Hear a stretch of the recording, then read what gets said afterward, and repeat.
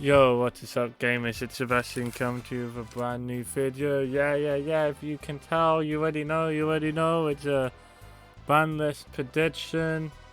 Yeah, let's get into it.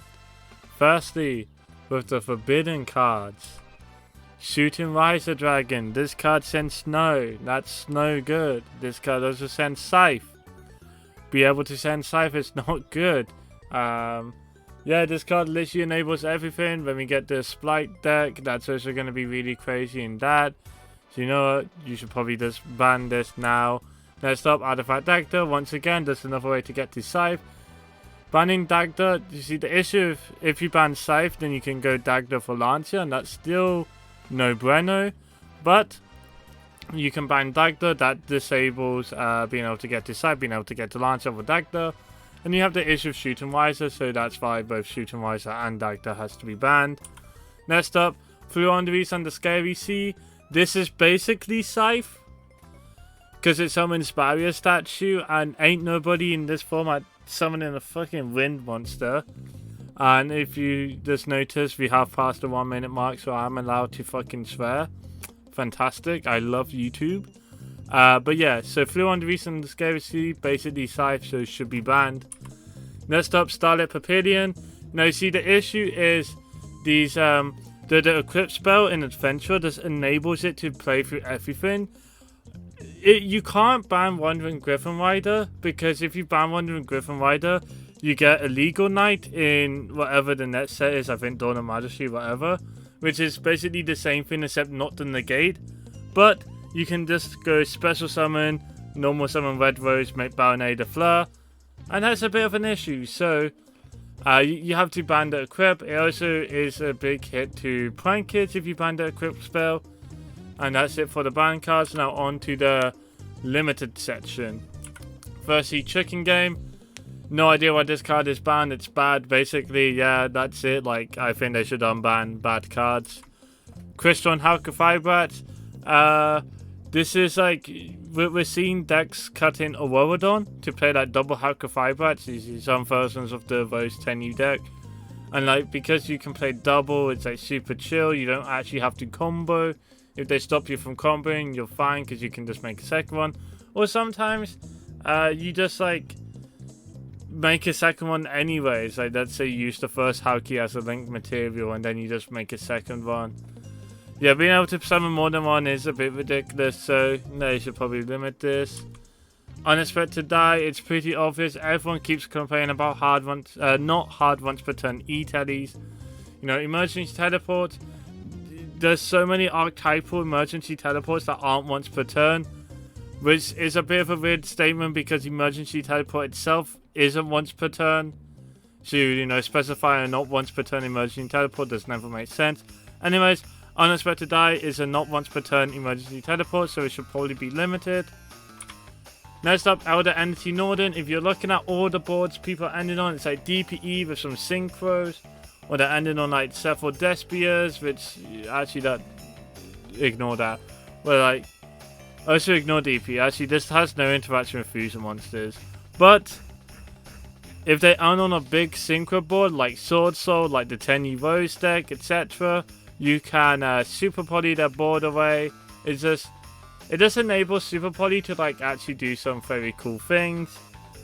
Literally every format, like 2020 onwards, every format, if Norden was legal, Super Poly would have actually solved every issue, like, ever. Like, World Hunger would have been solved, basically. So they should unban Norden just because, as a Super Poly target, it really helps deal with, for example, double VFD. No one liked that, but people would have liked Norden. Yeah, basically, yeah, whatever. Next up, Imperial Order. Adventurer decks, too good. We need to unbind cards that hit Adventurer decks. Imperial Order is a card that destroys the Adventurer decks, so it does make sense, you know. And finally, Tristan Dragon of the Ice Barrier. I don't know why this card isn't limited. It hits, like, it banishes a card from your hand, a card from your field, a card from your grave, to sort of one monster. It goes like +5, ridiculous card. You can loop it, it's not once per turn. Crazy. And it's now onto the semi-limited section. We have Upstart Goblin. Don't know why this card is at 1. Literally could be at 3. I don't care. This card is awful. Very bad card. Literally no one would play. Like, no one's even playing Upstart right now. Like, this card's like actually so trash. Now we have Into the Void. Same thing. This card's just trash. It's even worse than Upstart actually. Now Fairy Tale Snow.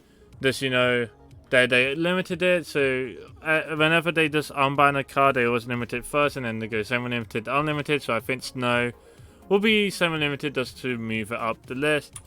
And finally, we have Salamangreat Great Heatleo. Now I think this card's crazy good. It's 2+ fire effect monsters. You should probably read the card if you don't know why it's so broken. Yeah, just 2+ fire effect monsters. So I feel like if you semi-limited, then it's just 2 fire effect monsters. Makes it harder to summon.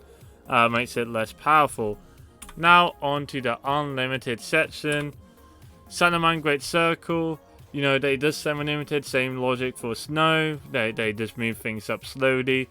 Circle's going to go to 3. And then, you know, hashtag Salamangreat Great Sweeps. It's going to be the first deck to get 1 trillion tops. It's going to be epic.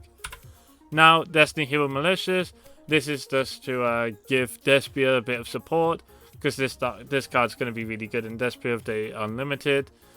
So I feel like, yeah, I feel like this is potential limit. Just to like give that, because it's like a bit of a rogue strategy, you know. So it really does need some support. Now we have the Goemon diagram talking about rogue strategies. True Draco. Don't know what's people. Oh my god, talking's hard. Don't know what people's problems with True Draco is. This deck's fine. I just now remember, now that I'm looking at this, Gildrain did go to 3. But you know what, this deck is fine anyways. Yeah, unlimited Dragon. Actually, scratch that. Forget I'm unlimited Dragon diagram. I'm gonna scratch that.